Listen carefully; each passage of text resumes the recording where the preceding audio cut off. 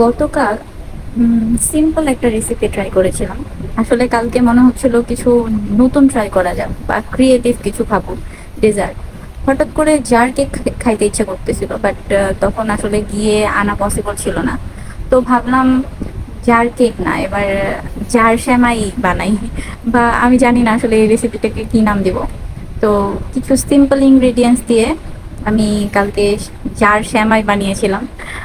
খেতে খুবই মজা হয়েছিল।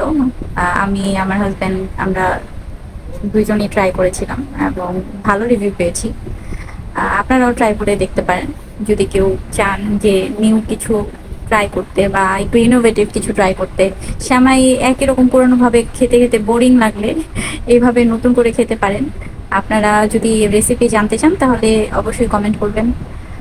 আমি দুইটা কন্টেনারে বানিয়েছিলাম, একটা হচ্ছে এরকম একটা কন্টেনার বাটির মতো, আর হচ্ছে এই যে রেডি হওয়ার পরে আমি যখন সার্ভ করেছিলাম, এটা হচ্ছে বাটির মতো কন্টেনারটার ভিতরে। আর আরেকটা কন্টেনার ট্রাই করেছিলাম, সেটা হচ্ছে জার কেক যেটাতে দেওয়া হয় সেই কন্টেনারটাই ট্রাই করেছিলাম।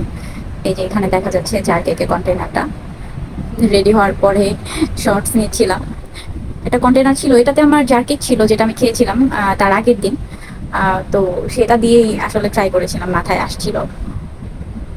এই তো রেডি হয়ে যাওয়ার পরে আহ, প্রথমবার ট্রাই করেছিলাম, তো জানাবেন দেখতে কেমন হয়েছে। Thank you.